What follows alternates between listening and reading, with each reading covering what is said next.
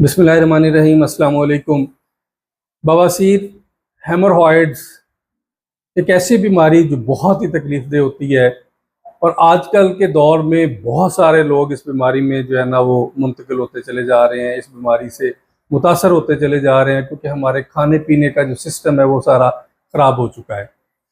बवासीर खाना करने वाली जगह में, रेक्टम में और एनस में, वहाँ पे जो वेन्स होती हैं, कैपिलरीज होती हैं, जो टिश्यूज होते हैं वो फूल जाते हैं, सूज जाते हैं और उनमें दर्द होती है, उनमें खून भर जाता है, उनमें खून जमा हो जाता है, जम जाता है और जिसकी वजह से बहुत ज़्यादा तकलीफ़ होती है और तकलीफ़ के साथ साथ खून आना शुरू हो जाता है।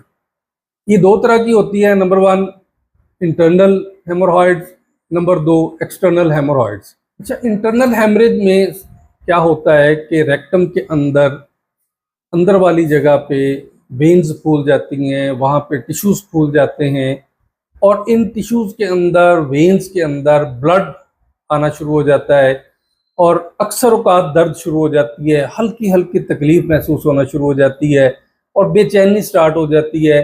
और जब वो अंदर ज़्यादा उनके अंदर खून जमा हो जाता है इनसाइड इंटरनल हेमरेज में, तो फिर वो कपड़ों के साथ लगना शुरू हो जाता है, जो कि एक बड़ी ही तकलीफदेह चीज़ होती है और इंसान के लिए बड़ी शर्मिंदगी होती है कि वो अगर कहीं खुदा न खास्ता महफिल में बैठा है, किसी मीटिंग में बैठा है, तो उसके कपड़े अगर भर जाएँ तो ये बहुत ही जो है ना वो शर्मिंदगी वाली बात होती है। ये अक्सर औक़ात पेनलेस होती है, लेकिन जब स्टूल हार्ड हो जाए, कब्ज़ हो जाए और ज़ोर लगाकर मोशन पास करना पड़े, पखाना करना पड़े और वो सख्त हो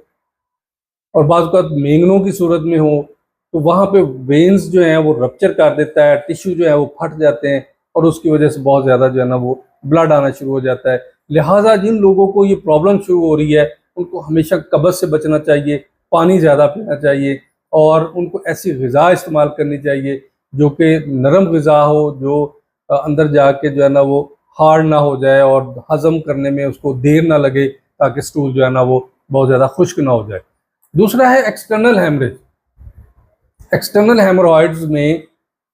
रेक्टम के बाहर वाली साइड पे बहुत ज़्यादा मस्से बन जाते हैं और यही वेन्स, यही आर्टरीज, यही टिश्यूज जो है ना वो फूल जाते हैं और बाहर की तरफ मस्से बन जाते हैं। ये इंतहाई तकलीफदेह चीज़ होती है, जिसकी वजह से इंसान हर वक्त जो है ना वो खून उसमें से आता रहता है और इस खून के साथ साथ शदीद दर्द होती है और इंसान अपनी जो नेचुरल पोजीशन है, जिस तरह हम आम रूटीन में बैठते हैं, चेयर पे, बाइक पे, गाड़ी में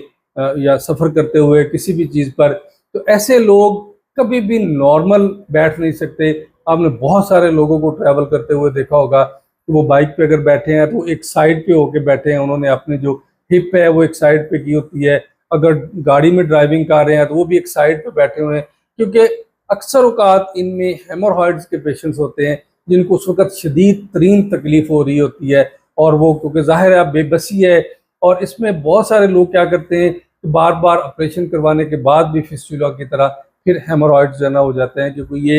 एक ऐसी कैफियत है जो आपकी डाइट की वजह से, आपके डिस्टर्बेंस की वजह से जो है ना वो बार बार जो है ना वो अपीयर हो जाती है, वेन्स फूल जाती हैं, टिश्यूज़ जो है ना वो रप्चर हो जाते हैं, जिसकी वजह से खून आना शुरू हो जाता है और दर्द बहुत ज़्यादा जो है ना वो होना शुरू हो जाती है। इसमें आमतौर पर इलामात क्या होती हैं कि रेक्टम फूल जाती है, रेक्टम बाहर की तरफ निकल आती है, वहाँ पे मस्से बन जाते हैं और शदीद तरीन दर्द होती है, ख़ारिश होती है और जिन लोगों को ख़ारिश ज़्यादा होती है वो अनहाइजीनिक होते हैं, वो ज़्यादा अच्छे तरीके से वॉश नहीं करते, ऐसे लोग ज़्यादा इस चीज़ से मुतासर होते हैं, ख़ारिश से, और ख़ारिश की वजह से फिर बहुत ज़्यादा जो है ना वो ब्लड आना शुरू हो जाता है। तो लिहाजा ऐसे लोगों को हाइजीनिकली भी ख्याल रखना चाहिए और डाइट ऐसी इस्तेमाल करनी चाहिए जिसमें फ़ाइबर ज़्यादा हो, ताकि उनको कब्ज़ ना हो। पॉजिटिव फैक्टर्स क्या हैं, वजूहात क्या हैं? सबसे बड़ी वजह है मोटापा। और आपने बहुत सारी हमारी वीडियो सुनी होंगी जिसमें सबसे बड़ा पॉजिटिव फैक्टर मोटापा है। लिहाजा आपको हमेशा ऐसी चीज़ों से बचना है जो मोटापा पैदा करती हैं। आजकल जितनी भी जंक फूड्स हैं, ये बर्गर, शवारमे और इस तरह की चीज़ें, नान, चने, अगर आप हैबिचुअल हैं तो यकीनन आपके इंटेस्टाइन्स के अंदर आहिस्ता आहिस्ता ड्राइनेस पैदा होनी शुरू हो जाएगी, और ये ड्राइनेस आपको कब्ज़ पैदा करने शुरू कर देगी और ज़्यादा कब्ज़ होगी, आपका स्टूल हार्ड होगा। तो जब आप स्टूल पास करेंगे तो आपके रेक्टम के और एनस के मसल्स जो है ना वो रप्चर होंगे और वहाँ पे इस तरह वेन्स फूल जाएंगी, टिश्यूज जो है ना वो फूल जाएंगे, जिसकी वजह से आप हेमोरॉइड्स का शिकार हो जाते हैं। सेकंड नंबर पे वो लोग हैं जो रेगुलर जिम करते हैं, जो बहुत ज़्यादा वज़न उठाते हैं और वज़न उठा के वो अपनी पोजीशन ऊपर नीचे करते हैं। ऐसे लोग भी अक्सर औकात जो है ना वो इस चीज़ का हेमोरॉइड्स का शिकार हो जाते हैं और उनकी भी जो रेक्टम की जो वेन्स हैं वो रप्चर हो जाती हैं। इसी तरह जब कोई खातून माँ बनने वाली होती है, हमल के दौरान भी अक्सर औकात जो है ना वो हेमोरॉइड्स हो जाते हैं, क्योंकि पेट में बच्चा होता है तो उस बच्चे का प्रेशर सारे का सारा नीचे होता है और माँ अगर पाँव के बल ज़्यादा बैठती है, काम ज़्यादा करती है, तो उसको जो है ना वो ख़तरा होता है ऐसे। और वो लोग जो हैबिचुअली सिगरेट पीते हैं या कोई चरस वगैरह पीते हैं या कुछ इस तरह से, और वो टॉयलेट में ज़्यादा देर तक बैठते हैं, खा वो कॉन्स्टिपेशन की वजह से, खा वो एक हैबिचुअल अपनी रूटीन की वजह से, तो ऐसे लोगों को भी हेमोरॉइड जो है ना वो बहुत ज़्यादा होने शुरू हो जाते हैं और बहुत तकलीफ दे होती है, क्योंकि इंटरनल इतनी ज़्यादा तकलीफ दे नहीं होती जबकि एक्सटर्नल बहुत ज़्यादा तकलीफ दे होती है। लिहाजा इन चीज़ों से हमेशा आपको बचना चाहिए। फ्रेश जूसेस इस्तेमाल करने चाहिए, पानी ज़्यादा इस्तेमाल करना चाहिए, और जितनी भी ऐसी चीज़ें हैं जो आप अगर खाएं तो बहुत ज़्यादा प्यास लगती है और ड्राईनेस पैदा करती है अंदर, ऐसी चीज़ों से बचना चाहिए। जहाँ तक ट्रीटमेंट की बात है तो बाकी ट्रीटमेंट तो बहुत सारे मसाइल के साथ ज़्यादातर ऑपरेट कर देते हैं एलोपैथ डॉक्टर्स, लेकिन होम्योपैथी में इसकी बहुत ज़बरदस्त मेडिसिन है और होम्योपैथी इसको कम्प्लीटली क्योर कर सकती है। मैं अपनी ज़िंदगी में 3 मेडिसिन बहुत कामयाबी से अल्हम्दुलिल्लाह इस्तेमाल करता हूँ, जिसमें सबसे पहली एस्क्यूलस हिप है। सब लोग जानते हैं कि एस्क्यूलस हिप बहुत कमाल की मेडिसिन है। एस्क्यूलस हिप का सबसे बड़ा सिम्टम है स्लोनेस ऑफ सिस्टम। ये सुस्त लोग, इसके पूरे का पूरा सिस्टम जो है ना वो सुस्त होता है। जब ये खाता है तो उसका निज़ाम इन्हज़ाम जो है, हज़म करने का सिस्टम भी सुस्त होता है, और उस सुस्ती की वजह से इसका जो हज़म होने वाला जो सारा जो खुराक है वो आहिस्ता आहिस्ता सुस्ती की वजह से खुश्क होता चला जाता है, और इसमें जो मोशन आता है, जो पखाना आता है, वो बिल्कुल खुश्क